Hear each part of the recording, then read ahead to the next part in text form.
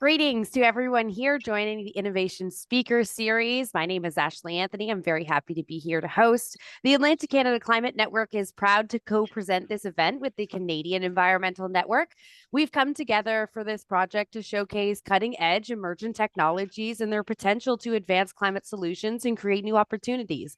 The Innovation Speaker Series aims to foster collaboration and knowledge exchange amongst diverse actors passionate about addressing climate change.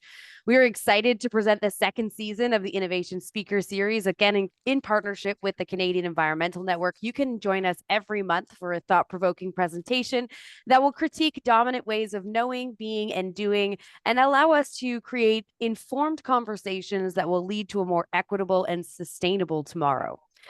Before we begin, I would first respectfully acknowledge that we have the beautiful opportunity to be on the unceded lands here in Atlantic Canada. I want to acknowledge that there is a relationship here between the First Nations, Inuit, and Métis, of course, across Canada and all the lands that Canadians live on and enjoy. And we would like to recognize that the ACCN here, the Atlantic Canada Climate Network, operates on the traditional unceded territory of the Mi'kmaq, Wolastoqiyik, Passamaquoddy, Penobscot, and Abenaki nations, or the Wabanaki Confederacy, as well as Innu and Inuit peoples. So this territory is covered by treaties of peace and friendship, which these nations first signed with the British Crown in 1726. These treaties did not deal with the surrender of land and resources, but in fact established the rules for what was to be an ongoing relationship between nations. So it is in this spirit that I welcome you and greet you today. It also reminds us that the 634 different First Nation communities, as well as the 53 Inuit communities and 8 Métis settlements, all have a historical, cultural, spiritual, and environmentally sustainable connection to the land that their people and ancestors have inhabited since time immemorial. So we would like to encourage all Canadians and visitors to this land to learn about and regularly acknowledge the historic and current relationships that exist between the First Nations, Inuit, and Métis. We also encourage all Canadians to consider how you can personally contribute and advance to Canada's reconciliation with Indigenous people. Today, we are very excited and pleased to welcome Dr. Andy Hira, professor and chair of the political science at Simon Fraser University. So, Dr. Hira is a leading expert in global political economies, energy politics and policy, as well as international development. Dr. Hira has authored over 100 peer-reviewed publications and leads the Clean Energy Research Group. CERG is dedicated to bridging the gap between academic research, engineering practice, and policymaking to advance climate solutions. So today, Dr. Hira will share his insights to the evolution of CERG, its impacts on climate policy, and how independent research can drive the green transition. So please join me with great gratitude in welcoming Dr. Andy Hira. Well, thank you so much for having me, Ashley. I really appreciate the opportunity and I look forward to the discussion. Before we get to that, I'll give you all a little bit of a background about the group, and that will help to inform the discussion.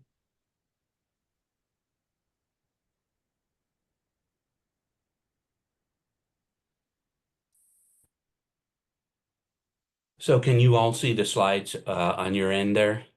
Yep, we can see them. Perfect. Okay, great. Yeah, so this is just a little bit of a backgrounder on the Clean Energy Research Group.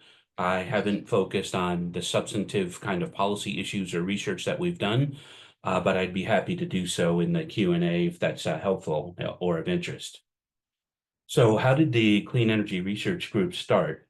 Well, it was like a lot of interesting things, a matter of serendipity. You know, SFU, like government agencies, like a lot of other universities, is a set of separate silos. You know, for example, I work on global political economy, as Ashley mentioned. However, we have a separate School of International Studies. And so there isn't always a lot of cooperation across these different silos. And that reflects the way that academics is set up. We're set up in an incentive system in academics to publish or perish. And so our whole performance is based on the number of publications that we create. However, you know, around 2018, there were a number of us who recognized, especially post-tenure, that there were opportunities for collaboration that hadn't really been pursued at SFU. And a group of us who were working on international development really wanted to switch from a pure academic research mode to doing research that would matter in the real world. And so we had this brainstorm idea of inviting in, government agencies, foundations, and other practitioners, including those in the tech sector who are interested in international development, and getting together and to see ways in which we could start to cooperate and break down those silos. And this is informed by classic works on innovation that suggest that it's not just the garage entrepreneur that leads to innovation, but it's actually institutionalizing cooperation across different sets of entrepreneurs that leads to that innovation, that invention leading to innovation that sticks. And that obviously is a huge problem with climate change writ large. We have all different kinds of, thousands, if not millions of experiments going on about climate change, but very few people who are actually trying to coordinate those efforts. So what we did in this instance was we created an open workshop with selected invitations, including to foundations and tech companies, as I said, that might be interested in funding and using their private sector expertise in developing international development projects. And we set it up as a Dragon's Den exercise. So all of the different stakeholders were invited in. We had a master of ceremonies that led the exercises, and we set up separate tables across the room. And everyone within a table would decide what did they think was the most important issue that they wanted to work on. And after 2 or 3 rounds of that, we were asked then to commit to a certain group, and then we developed a pitch and proposal, just like they do on Dragon's Den. And then the foundations heard our proposals and decided which groups to fund. So the basic idea behind the CERG, and particularly the group that I ended up with, which was focused on clean energy and the green transition, was to find a way to really connect academics. And as I mentioned at the outset, we are oriented towards speaking to other academics through peer-reviewed publications. Practitioners, there's a whole world of international development that is occurring now under siege because of lack of results or lack of long-term research associated with it, that don't have the ability or time to think about the patterns across different development projects or different policies or how to solve longer-term problems. This was writ large and brought to the surface by the COVID pandemic, where people had talked for years about the possibility of a global pandemic, but there was no real system in place, and the WHO was too feeble to actually respond enough in any proactive way. And so what we saw was a series of national responses that could have been far more effective if they had been coordinated. And academics can play a role in coordinating them by, synthesizing the knowledge that's occurring among different actors. And of course, perhaps the most important actor is the government. The government is the one that sets the policies. It gets elected, and so it has public support, and it can act as a leader of all the different groups in society to marshal them towards proactive action and towards supporting long-term solutions. That, of course, depends on the government, and obviously we're in a transition period here now where there is a great deal of doubt and skepticism about the role of government. But I think over time, people will see that these longer term problems, whether it's AI making jobs redundant, or whether it's climate change, or whether it's preparing for the next pandemic, I think people will see in time that these things can only be solved through concerted policy leadership. And so that is the essence of the problem as we see it for climate change. That is, that there is a disconnect among the policymakers, the private sector groups that are creating the emissions or the potential solutions to them, and those of us who are researchers who can help to connect those dots. So the Clean Energy Research Group was founded in that spirit, with people that work in the private sector, with people that are parts of foundations, and with academic researchers such as myself in 2019. We did not win the Dragon's Den contest, but we went ahead and formed the group and just wanted to see where it would go and what we could do. Fortunately, SFU, through its community engagement initiative, gave us $5,000 in seed money. That gave us some operational money to start to think about ways to engage with communities. Our initial thought process was to look into developing partnerships with First Nations. As Ashley mentioned at the outset, there's a long history to overcome in Canada, and particularly in BC. And there's an opportunity to use renewable energy projects as a way to not only solve climate change, but as a path on the steps towards reconciliation. And so we reached out to a bunch of First Nations groups and tried to develop cooperation, presenting ourselves as a neutral party. As you may know, they're besieged continually by government agencies and by consultants who want to get those government contracts to help them out, and many of them have been burned by such contracts. So we presented ourselves as a genuine neutral expert party that could help them navigate those difficult waters. The first paper that you'll see on the Clean Energy Research Group website is in fact about reconciliation. And it was covered widely in the media, including The Conversation and local BC press, as well as some Quebec news outlets. And our main idea there was that, BC needs to diversify. We're 98% reliant on hydro. And as we start to diversify, why not locate these projects where it makes sense in First Nations territories? This will create income for them, will create employment for them, and it will be a win-win situation as opposed to the perception of a government handout. And so we pitched this to SFU and Clean Energy BC. That is the local organization that includes many First Nations stakeholders. And we started to work from those initial contacts with Kanaka Bar. It's a First Nation that is east of Vancouver, out in the Fraser Valley, that has successfully developed a micro hydro system. And we thought this would be a good, successful case that could point out lessons and how they overcame obstacles in developing their contract with BC Hydro and developing income and employment projects that resulted from that. So we seemed to be on the right track initially, although we didn't get a whole lot of traction from other First Nations groups. We hoped that that first case study would start to show what we had in mind. And then everything went awry because in 2020, we had the pandemic and then the Lytton fire that also affected Kanaka Bar, which is adjacent to that city. And so that led to a real kind of existential crisis for the CERG.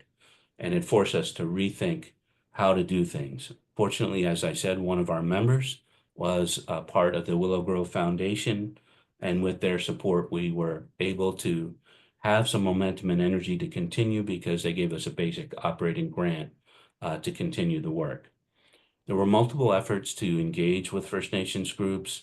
Some started to and get to the proposal stage. In some cases, like Haida Gwaii, we actually sent experts in to help them with the engineering problems that they had.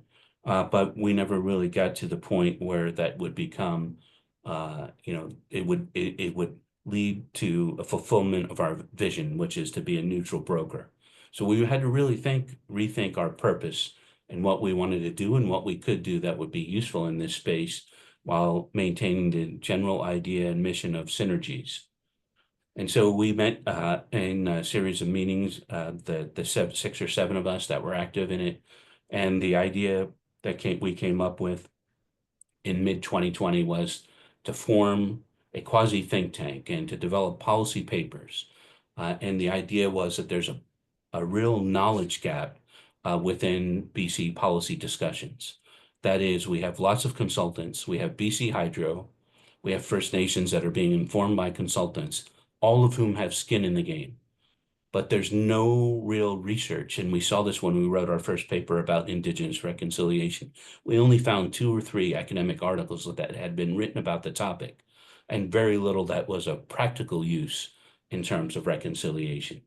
So this was our initial idea, that is to serve as a neutral party, an set of experts that could span the gamut of technical information in terms of our engineering partners and policy information in terms of our social science partners, and start to inform the system so that it could make a better set of decisions. As you probably know, BC has a clean energy plan that goes back to 2009, I believe, and it has all these pie in the sky goals that have never really been fulfilled or acted upon. In fact, our emissions have plateaued, and they may in fact go up with the ignition of LNG, liquefied natural gas, a project that was started in 2014. And we also have the boondoggle, that is Site C, the large hydro project that is 100% cost overruns. But nobody in BC is writing or researching these topics. There are a series of other topics that we have researched that had received very little attention up to that point. So we really saw a sweet spot there to try to kind of fill the information gap and act as a neutral broker, if not in the role of reconciliation, at least in the role of trying to move policy forward and getting people to think about the long term. The problem with politics, obviously, is all based on election cycles. Those tend to be 3 or 4 years in nature, and so no one is looking at the long term. And that is one of the essential problems for policy in climate change. That is, it's a 15 or 20-year problem in terms of finding solutions. And politics works on 3 or 4 year cycles. So while the idea of having a think tank was great, I didn't have millions of dollars to count on. So it wasn't actually that easy to execute. And I wouldn't say that we're exactly a think tank. There are much more robust and well endowed think tanks, but I do feel like we're starting to fill that role that I just explained. So what do I have that I can count on? I have limited funds that I can use to invite guests in and to run meetings. I don't have enough to hire any help. So I'm basically a one-man show. So I run the website, I set up the events, and I help to write the policy papers. Most of the CERG members are not able to or do not have time to write policy pieces. So what I found over time was initially I was writing most of them. And then I realized I have graduate students that I could help that could help me with this. And that would be a win-win situation in terms of their graduate work. And then more recently in the last year, I've been able to use some of the engineers in our group and other people that have come across our website and start to act as a knowledge broker. So we have an engineer, for example, who has worked in the Middle East for many years on shipping. And so he knows a great deal more than I ever will about maritime emissions. And so I developed a working paper with him over the last year on how to reduce maritime emissions.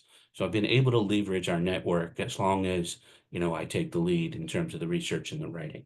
And I also teach a course every fall on energy policy that helps to train my SFU students. And it also helps the graduate students to start to develop a project paper that could eventually become a policy paper. So my main focus has been on, developing the website as a knowledge node, and the media tend to go there when they have questions about policy questions like Site C or about geothermal. We have definitive and reliable information in there that's not biased.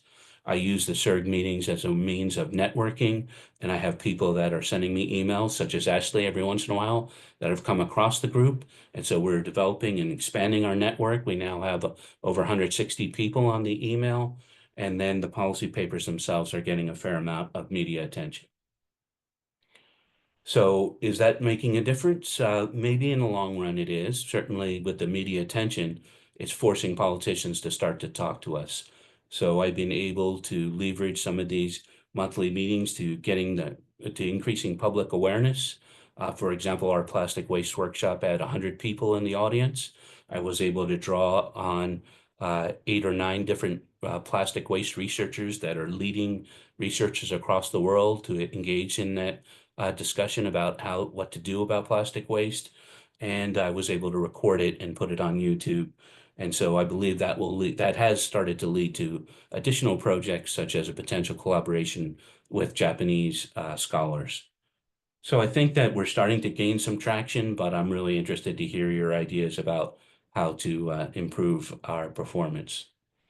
This is just a list of our policy papers that we have up there so far. Some of these papers we're going to be presenting in spring. We presented the solar policy paper last November. I'm still working with a colleague who helped to develop BC's regulations around extended producer responsibility. That's our recycling system.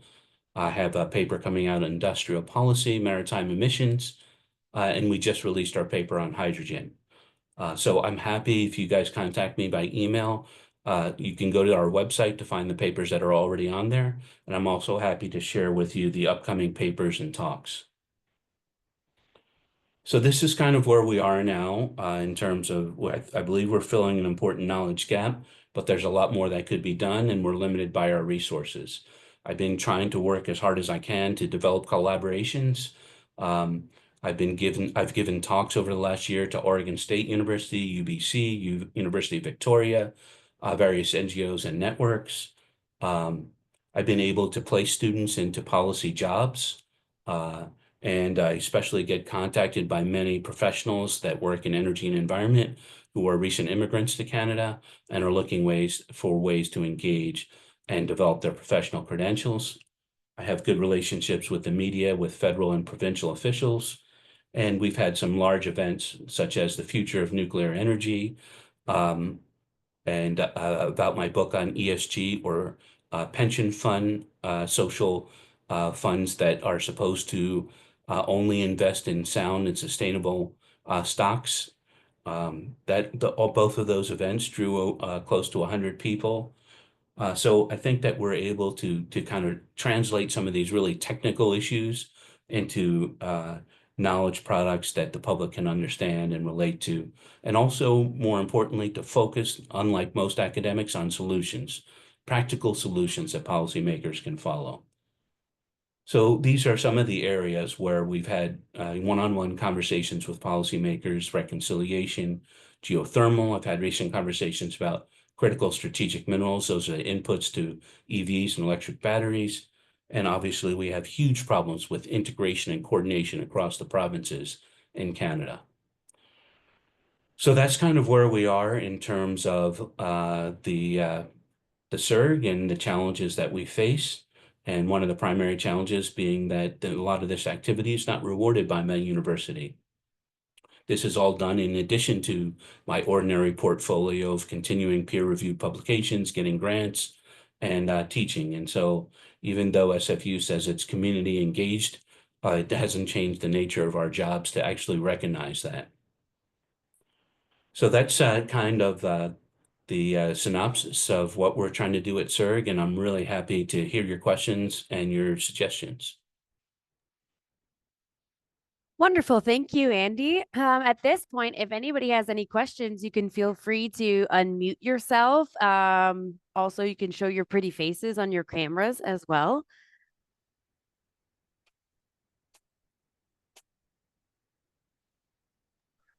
For some of us, Ashley, pretty faces may be a hard thing to render.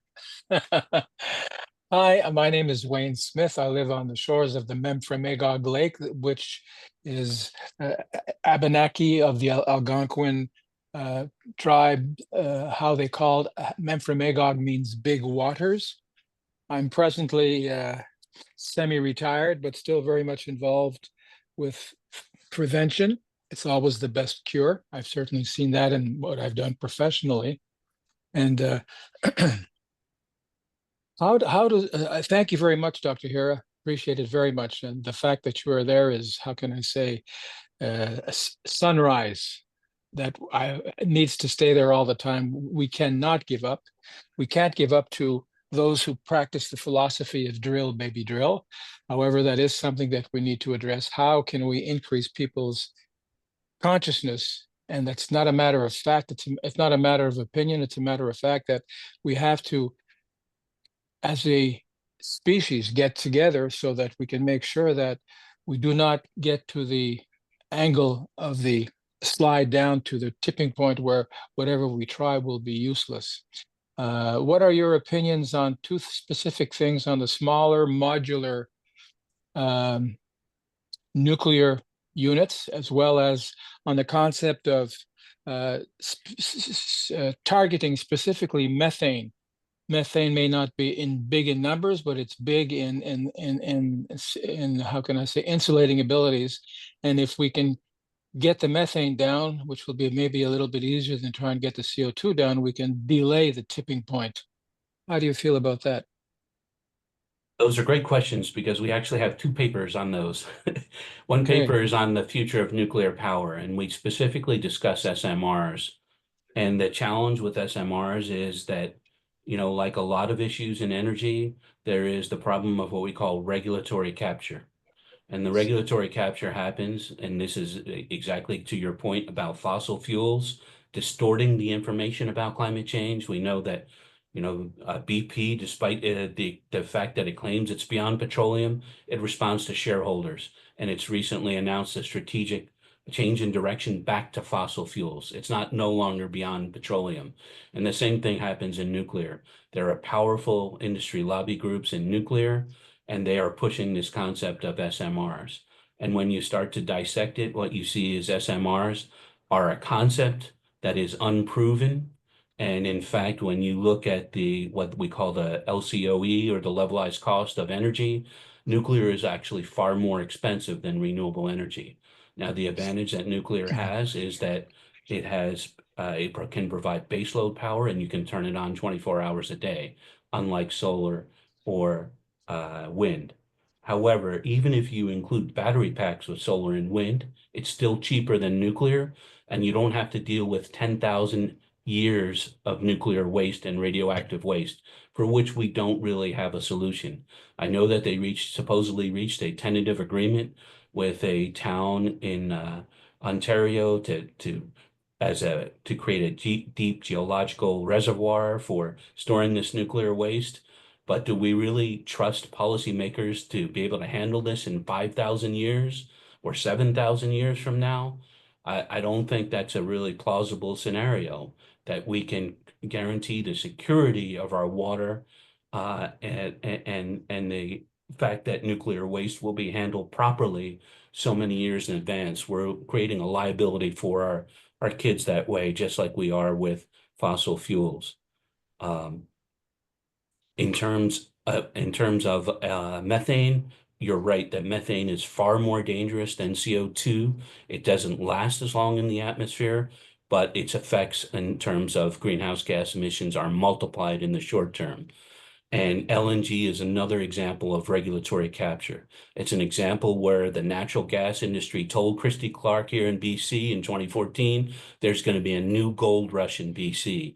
You're going to get all kinds of royalty and income payments. And it was all smoke and mirrors, because what ended up happening was, once they put out the tenders and the LNG companies saw the cost of labor, and they saw the geography of BC, and they saw the distance from markets purportedly in Asia or in Europe. Well, you don't need to be a rocket scientist to realize that Qatar is 10 years ahead of us. They don't have environmental regulations. They use immigrant, servile labor that they import, and they're a lot closer to Europe, as is Malaysia, as is Australia. So the idea that BC would be competitive in LNG was just a real miscalculation.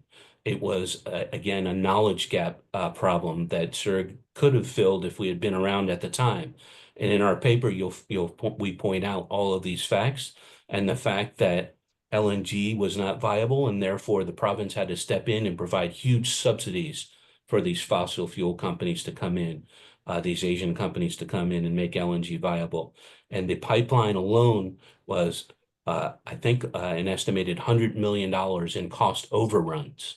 And then we also had the Wet'suwet'en controversy in terms of the pipeline going through their territory.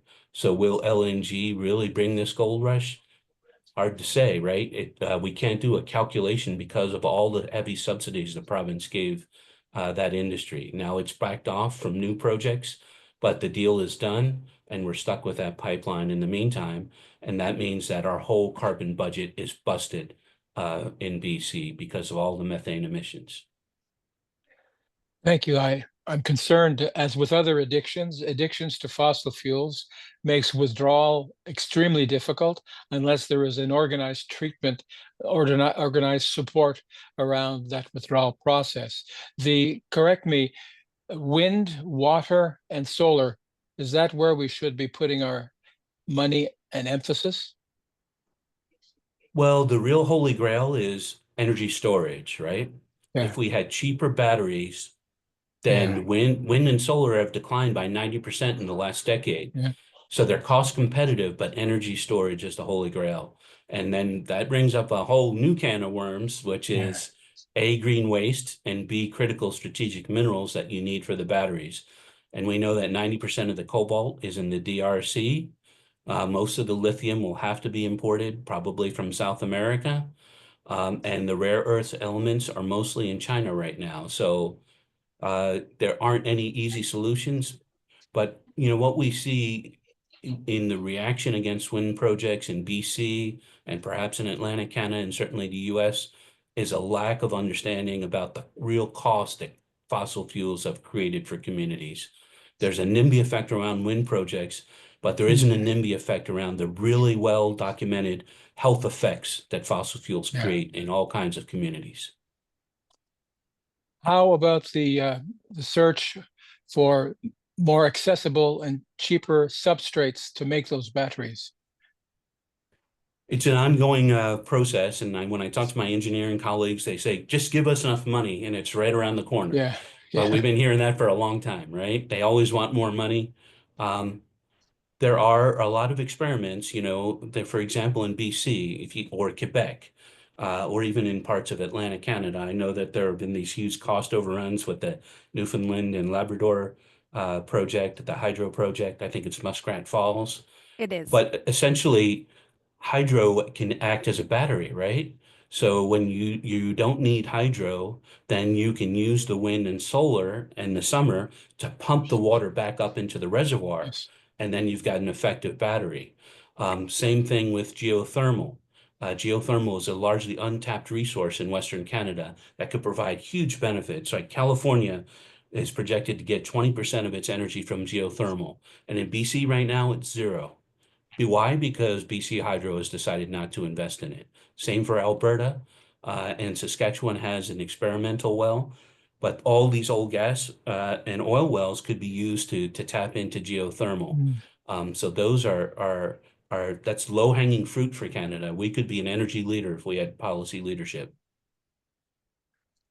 Thank you for your questions, Wayne. There's just a couple other people we'll circle back to. I know you have a whole bunch. It's okay. No, I rather learn. Thank you. Raymond, would you like to ask a question? Actually, I'd love to talk to you offline because there's a lot of interesting stuff there. One question is, are you aware of Paul Martin and Michael Bernard's work? Paul Martin is Spitfire Research. Does that ring a bell? No. Okay, so if I have your email address, I could send you some information on them. Yes. They essentially echo exactly what you said about the SMRs, and also they've done extensive calculations for hydrogen, which is very problematic also. Yeah. So on batteries, one thing I wanted to mention is that I know a lot about batteries because I'm president of the Electric Vehicle Council of Ottawa, and we've been following batteries because we get questions about them all the time.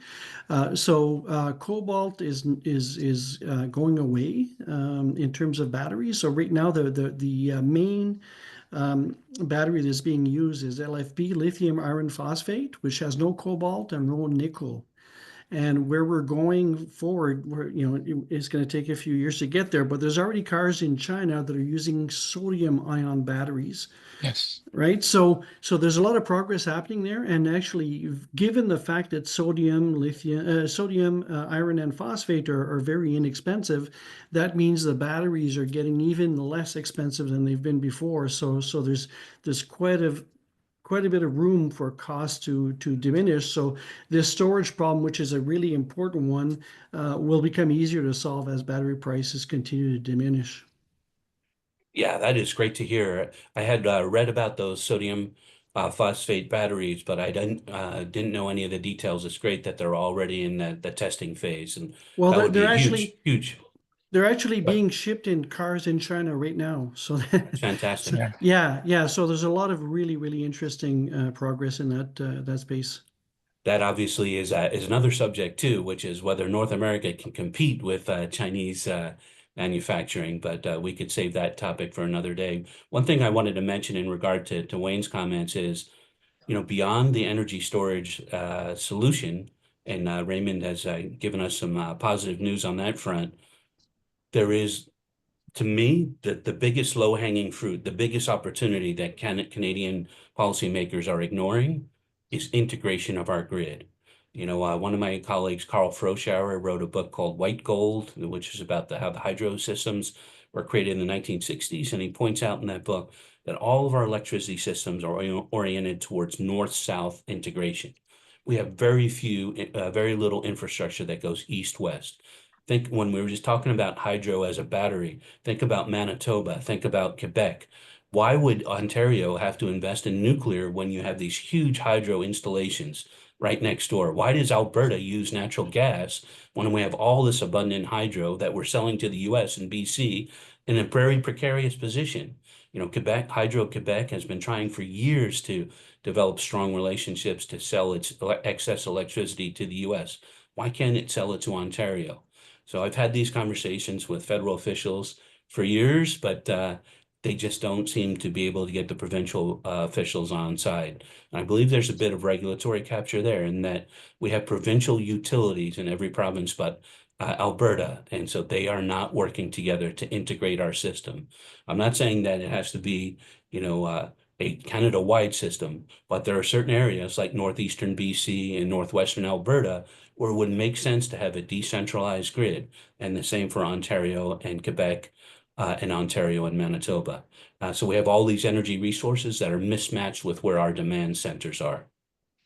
This conversation is going really well, and I know that Claire is interested in asking a couple questions. Claire, please. Thank you. I'll lower my hand here. Yeah, it's a great conversation. Thank you so much. I had, I want to ask your opinion on what your thoughts are on a national energy strategy, which would probably line up with that, national grid, or at least better interconnections between the provinces versus north-south, going east-west. And I wanted to ask you, so that's one question. What are your thoughts on a national energy strategy? And also, have you followed what's happening with the NRCan-led Powering Canada piece of work that happened over the last year or two, with representatives all across Canada essentially saying the same thing? We need to actually have, better cooperation between the provinces. What's kind of getting in the way of that happening? I think we all know that needs to happen, and we're just not doing it. Great questions. Yeah, I wish I knew the answer to that question. I could help to solve that problem, but I think part of it is jurisdictional.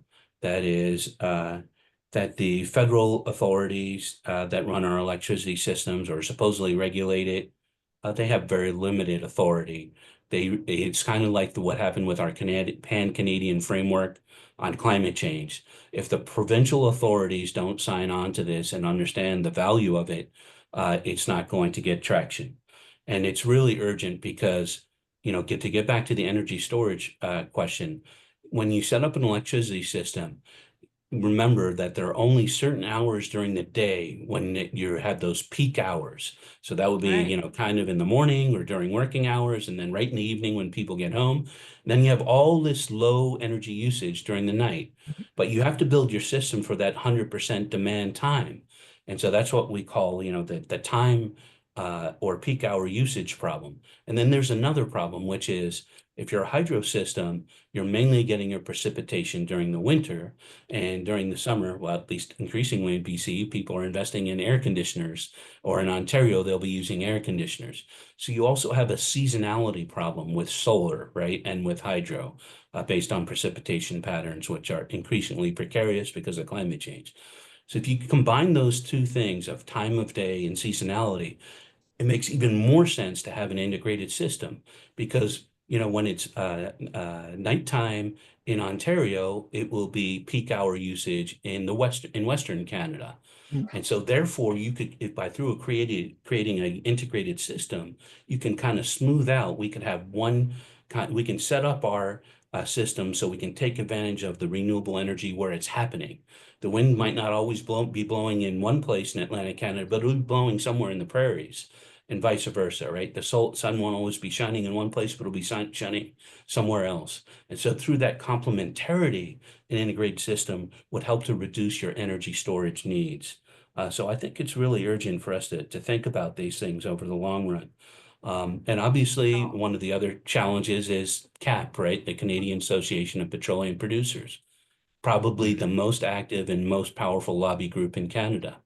And so what tends to happen in innovation theory is it's kind of like EVs, until they go mass market, there won't be enough charging stations, but they won't go mass market until we have enough charging stations. So unless you have policy leadership, you can't really move the ball forward. And that's the same problem with fossil fuels. The fossil fuels lobbies are super powerful, and there are more green jobs than there are fossil fuel jobs, but they're disorganized and fragmented across a variety of sectors. And so from a political science point of view, I think that's really a huge problem that the lack of leadership. And I'm really concerned about the next election taking us even farther backwards. In terms of the NRCan initiative, I know you're right, they're aware of it. But because of these political issues, I'm not sure how much they can do by themselves until the provinces get on board. And maybe in the end that requires some public push, but that's a huge ask, as you know, because people only think about their taxes. The tax is there for a reason. Yeah, I think so. I'm hoping that what's happening, kind of south of the border helps us see that there's benefits to having energy sovereignty in our own country. And so, and we have everything we need to be sovereign. And, but the time now is to act. So hopefully we'll see that. I would even go beyond that. Like innovation theory tells us there's a certain window. When you think about Microsoft or Google, they came in when the product was brand new. So that search engine became the first one, and then they have the prime mover advantage. We're in that window now for green industries. And as you pointed out, Canada has all the resources and know-how to be a leader, but we don't have the political will right now. And that's why we have lots of startups, but not many global companies. Something I hear over and over again is that there's no, like, we live in this capitalistic society, and that there's not much interest when it comes to investing in renewable energies because, like petrol, it's the exact opposite. The room for profit is smaller. And so you have venture capitalists that aren't really interested in ensuring that, as you said, they're a leader in the pack, or that these startups become industries that can create and uphold change. How do we change the perspective on that? Like, what do you have any advice or opinions when it comes to, especially a lot of us here are advocates. How do we advocate for this shift in consciousness around energy production? Yeah, Especially as things like renewable energy moratoriums are coming out too. And that is like kind of a death sentence to all innovation. As a political economist, I believe that finance is at the center of everything. Money moves things. And Mark Carney, perhaps our next prime minister, a few years ago, you remember, he was the central banker in London after doing a stint here, and he promised that the private sector would completely change its portfolio and would lead in investment in renewable energy. And what we see is now that the political winds have blown in a different direction, all of that was a lot of baloney. That is, the private sector is not investing in renewable energy, and certainly not in the West like it should be. And that's why BYD, like electric vehicles, are $10,000 cheaper and have a longer range, because we're missing that window of opportunity. And so policy really needs to lead on this. We just released a paper on solar, and it can take up to 18 months for a new solar project just to get an interconnection, because there's such a bottleneck in terms of our transmission grids in North America. So the private sector is not going to solve those infrastructure problems, right? The integrated grid that we discussed, only government can solve those problems. The same way, people are not going to buy electric vehicles until we have enough charging stations. Is there a large enough private market for it? Not yet. There have to be subsidies, there have to be support for this. And so a book I wrote a couple of years ago, it's called The Smoke and Mirrors of Corporate Social Responsibility Reporting. And it talks about pension funds. I mentioned that at the outset. every one of us, almost every one of us, should be part of a pension fund. If you're a white collar worker or a blue collar worker, you have a union or you have a retirement savings, and that would include the CPP, right? Every province has its own pension. We have a national pension. Those pension funds are kind of the Microsofts of the world. They conglomerate most of the capital of the world in the West. There are, and there are, we could, you know, if you look at the Norwegian and Canadian fund and some of the Middle Eastern funds, you could probably have less than 10 funds that control most of the capital in the world and therefore have very close ties with these companies. And the pension fund managers are the ones who are deciding where to invest this money. And the problem with the pension fund managers is they have promised their rank and file, including us, that they're going to make sustainable investment decisions. And what I show in the book is that they're using a lot of accounting tricks to do that. And in fact, a lot of money is still going into fossil fuels. So we can, as pension fund holders, hold our pension fund managers accountable for the promises that they've made to us. So people have been talking about divestment for a long time, but we have to actually do the legwork and look at what stocks they're investing in. And that is a very challenging thing for pension fund managers because they don't have accurate information. To begin with, we have a series of shell companies. You know, we have all this real estate inflation in North America and in Europe. In London, nobody knows who owns certain flats. That's because they're owned by shell companies.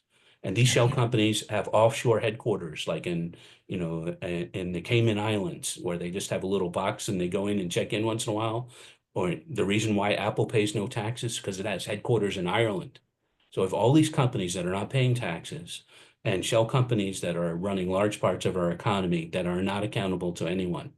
And so until there's public alarm and public pressure on governments to start to regulate these things, nothing is going to change. Until you turn off that spigot of money that's flowing into new fossil fuel projects, nothing is going to change. Thank you. I think that's such an important part. I also, correct me, it's maybe too much short term. It has to come from above, but it has to come from below too. And our teachers unions have a lot of strength in their investment capacities, but also a lot of possibility in educating our grade school kids, high school kids, so that the parents and grandparents feel the pressure from below, not just from a structured government above. Is there any active movements so that teachers can get on side to promise a future to the kids they're teaching? I haven't heard about it in Canada, but I don't pay close attention to that sector. But I know in the US, there are very active teachers unions that are pushing hard on climate change. And there's another arena that we haven't discussed yet, which is the judicial arena. You know, Shell Corporation lost a huge case against in the Netherlands where it's headquartered. And the Netherlands court forced it to start to make a climate change plan. You know, that there's a lawsuit in Montana that hasn't been settled yet. So through the courts, we can also start to hold some of these companies accountable, just like we did for tobacco. In the end, they're creating so much pollution and health hazards that we're going to be the ones paying these liabilities, just like we would for nuclear waste. So we should start to use every tool that is available to us to hold these companies accountable, as well as through our policy. Rosalind? Thank you so much, Dr. Hira. Very enlightening. I've had similar conversations with our pension folks around strategies for divestment. And it's interesting the responses that we tend to get. Well, divestment is just like an evil word, like never say divestment ever, because we never divest from anything, you know?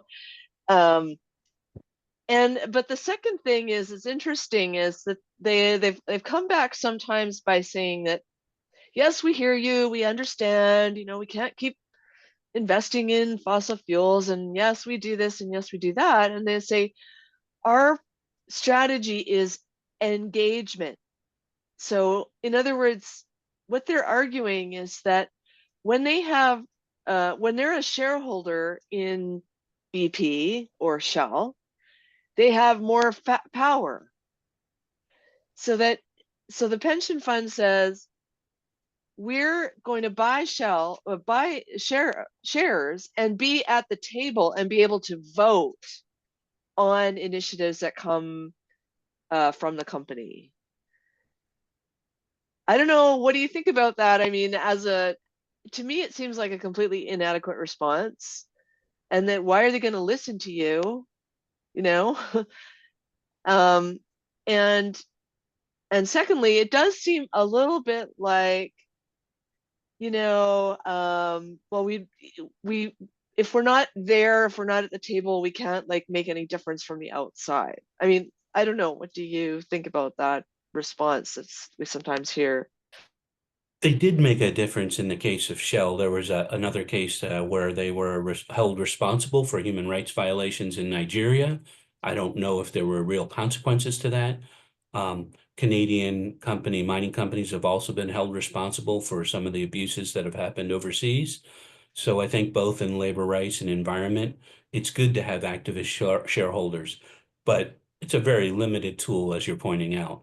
At the end of the day, until these large pension funds decide we're not going to invest in fossil fuels, then nothing will change. So that pressure, as Wayne pointed out, it has to come from the pension fund holders to say, we're not going to just allow you to do this song and dance, this window dressing of engaging in sustainable investing. We're actually going to hold you accountable for doing what you said you were going to do. I don't think that a few shareholders are going to be able to complete that job on their own, but it's not invaluable to use every tool that's at your disposal. We did see some success against the tobacco companies. They're still selling cigarettes, but at least everybody knows, and they're somewhat, how can I say, partially accountable, a lot more than before. And we have to do it with the future of young and future generations. I'm a little, don't ever want to give up, because once you do, that's it. I've been doing emergency medicine for 52 years. What I know is that prevention is always the better cure, and we have to prevent what cannot be cured. And the longer we wait, the harder it's going to be to turn the slope around. And every legal means or effective means has to be used. And as you were mentioning, the pension funds that do have money, I think that our teachers have to be on board. They have to teach the kids that they're going to speak to mom and dad and grandpa, to bring it very close to home. I mean, we won't change Mr. Trump into some of his quote friends, but we have to get to the majority of the people that they vote for the right things. I don't know. I think Ashley pointed out something about the capitalistic system, which is it is based on profit. Yeah. And even if you're a shareholder, the CEO is going to come back to tell you that my responsibility is to increase my return on investment. And the way we have set up short-term shareholder capitalism in the West is based on the CEO's pay is based on the price of the stock. Yeah. And so that is the problem, right? Their performance and that of the pension fund managers is based on the price of the stock, the return on investment. It's not based on sustainability, which is a lot harder to measure. And that's why we have to have this independent pressure to say, yeah, return on investment is important, but not at the cost of a future for our kids. You're very right. I mean, what gets rewarded gets repeated, but now we're rewarding the wrong things. Let's start rewarding the right things, as you said, with wind, with solar, and with water, and with hydro, and so forth. There are rewards where we should shift whom we subsidize ASAP, as soon as possible. The Canadian government said that they were going to, at the last COP, they said they were going to stop subsidizing. They have oil and gas still has all kinds of tax breaks in the Canadian system. I haven't seen it yet, and it's a long time coming, but what is an easier fix than to stop subsidizing the industries that are poisoning us? Absolutely. I think Raymond has a question here too. Well, a question/comment. So I looked at Environmental Defense's list of subsidies that the federal government has in place. And I actually asked a minister point blank, what are you going to do about all the fossil fuel subsidies? And his answer was, well, there's 8 areas where we were subsidizing before. There's 7 of them that we've addressed and 1 that we will be addressing a year or so ago. So there's a lot of stuff out there about fossil fuel subsidies that's based on old data. So I would caution you to look at what is actually happening today. One of the biggest subsidies for fossil fuels today is something that's somewhat hidden. It's the rebate or the exemption from taxes that the agricultural industry gets for using fossil fuels. That costs us somewhere around $1 billion a year. So there are things like that happening still, but most of what environmental defense talks about is things that have been already taken off the table. So I would encourage you to look at what are the real things we need to stop. There are things we need to stop, but just saying out of the blue that we have, we're spending tens of billions of Canadian taxpayers' money a year on fossil fuel subsidies is absolutely incorrect. So actually, if you want to look at the real subsidies, they're happening more at the provincial level. If you look at the royalty rates that Alberta and Saskatchewan in particular are charging, they're implicit subsidies, and they have other things that they do because obviously energy is a provincial matter, so they have a lot more things they could do there. Yeah, thanks for the update. I know IISD, it's a think tank based out of Manitoba. They work with the IEA on global fossil subsidies fuel tracker. I haven't looked at their latest report, but they're the ones who said there are all kinds of implicit subsidies through our Canadian tax code. But beyond that, we have what we call the externalities problem in economics, which is if a cost is external to the producer, that is the cost of pollution, it accrues to every citizen, but the producer of that pollution doesn't actually pay that price. Then what we have is not just a subsidies problem, but we have a mispricing problem. That is that the actual cost of fossil fuels are not being taken into account. There should be a tax that is equivalent to the cost of fossil fuels, the health problems it creates, the greenhouse gas problems it creates, all the havoc that it will create through climate change. That should properly reflect its true cost to society. So it's not just subsidies, but it's actually putting the proper taxes on them. We have 3 minutes to the top of the hour, just so everybody knows. I don't want to champion everybody's afternoon, although we're having a wonderful time here. My follow-up question is we've talked about the political will here, but we're also seeing a surge of very populist candidates with the little understanding, but a big mouths. And so what is your forecast over the next few years on the political ground and what we need to do to advocate for the things that we've discussed during this meeting and to decelerate the continued or even right now inflating conversation around fossil fuel production within Canada?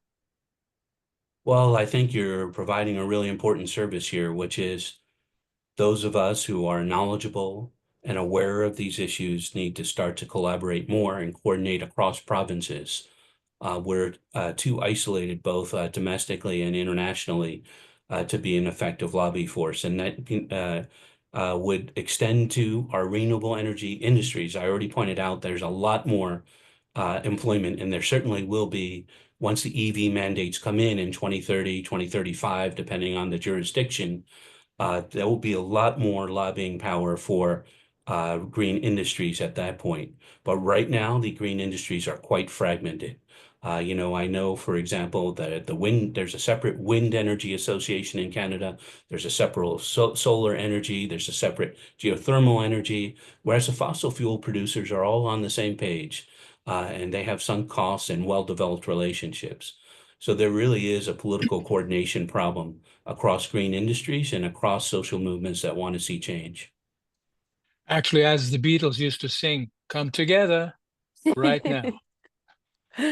Hopefully Ashley, it's not over for me. Ashley, could you maybe help us as well? And I certainly would love to have Dr. Hira's contact information, so you can certainly share mine with anybody else who's here today. Maybe you can facilitate that. That'd be very helpful. Thank you. Wonderful. I definitely can do that. I will drop Andy's email here in the chat. And then Wayne, if you'd like, I can directly circle back with you and email it to you. Wonderful. Wonderful. Well, I just want us all to come together one more time and give Dr. Hira a note of gratitude for all of the time that you've spent today with us, your wealth of knowledge that you've shared with us, of course. And I think there were a lot of really empowering moments. I know that I feel, and this might be, a dad joke, a little energized right now. So You mean you're turned on? Now that's going too far, right? To the right Thank you very things. much. You killed me there. Thank Thank you, you. Andy. Thank you for Okay. everybody that's joining us. Remember that we're going to post this up onto YouTube. I'll share the link with everybody. And if you could share with your networks, that's wonderful as well. I hope that Yeah. you all have a wonderful week. And again, thank you so much, Andy, for your time. Let's stay in touch and feel free to reach out to me anytime. Happy to collaborate. Thank you very much, Dr. Hira. Appreciate it. Thanks, Ashley, and pleasure. everybody else.